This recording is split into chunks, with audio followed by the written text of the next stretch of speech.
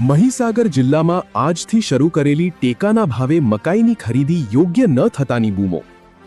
ખેડૂતોને ટેકાના ભાવે મકાઈ ખરીદી એપીએમસી શરૂ કરતા ખેડૂતો વહેલી સવારથી આવ્યા, છતાં કેટલાક ખેડૂતો પાછા ગયા। ટેકાના ભાવે માત્ર 75 મણ મકાઈ ખરીદતા ખેડૂતોનો વિરોધ।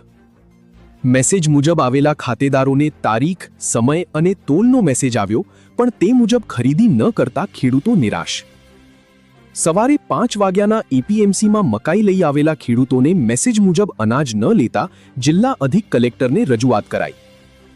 ટ્રેક્ટર ભાડે લઈ અનાજ વેચાવા આવેલા ખેડૂતોને હવે પરિપત્ર મુજબ અનાજ લેતા બાકીના અનાજનું શું? એકાએક પરિપત્ર કરી દેતા મેસેજ મુજબ મકાઈ લઈને આવેલા ખેડૂતોને ત્રીજી ભાગ પાછો લઈ જવાનો વારો। આગલા દિવસે મેસેજ કર્યો તે મુજબ મકાઈ લઈને આવેલા ખેડૂતોને સરકારની બીવડી નીતિથી નારાજ। Bureau chief Sanjay Jaiswal, Mahisagar. Patel Alkeshbhai H Patel, તખ્તાજીના પાલ્લા।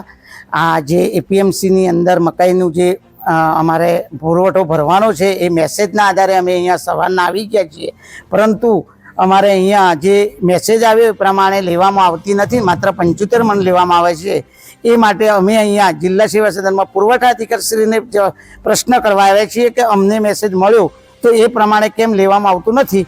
અને અત્યારે એમ કહેવામાં આવી ગયું છે કે રાત્રે પરિપત્ર થયો, પણ રાત્રે જે પરિપત્ર થયો એના પહેલાંનો મેસેજ છે, એટલે આ અમારી એક માગણી છે કે અમારો મેસેજ પહેલાં આવેલો છે, એટલે અત્યારે તમારે આ ભરવું, પણ અમને કોઈ જવાબ અહીંયાથી સચોટ મળતો નથી કોઈ અધિકારી પાસેથી। તો આ ખેડૂતોને આજે નુકસાન વારંવાર પાછું જવું આવવું એ કેવી રીતે એટલું નુકસાન પહોંચી રહ્યું છે, એના માટે અમે અહીંયા વિનંતી કરવા આવ્યા છીએ સાહેબશ્રીને એ જ જાણ કરીએ કે અમારો મેસેજ છે, તમારો પરિપત્ર રાત્રે આવ્યો છે તો એનો અમલ તમે એ રીતે કરો, પણ તમે મેસેજ જે પહેલાં આપી દીધા એ લોકોનું, એ ખેડૂતોનું જે રીતે મેસેજ આપ્યા એ રીતે પુરવઠો સ્વીકારો, એ જ અમારી માગણી છે।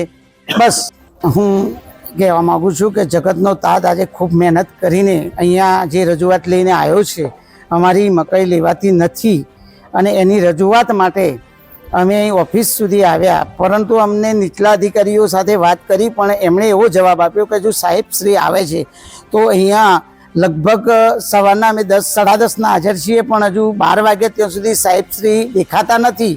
તો અમારે આ રજૂઆત કરવા માટે જવું ક્યાં? ખેડૂતને આ કેટલી મુશ્કેલી। એક બાજુ એમ કે છે કે મેસેજ આવ્યો છતાં લેવામાં નહીં આવે, એક બાજુ એમ કે છે પરિપત્ર આવ્યો તો તમે ઉપલી ઓફિસમાં મળો, પણ અહીંયા ઓફિસ સુધી અમે પહોંચ્યા ચાલતા ગોડાઉનથી અહીં સુધી, પણ અહીંયા સાહેબશ્રી હજુ સુધી હાજર નથી। તો અમારે આ રજૂઆત કરવી કોને? જી સર।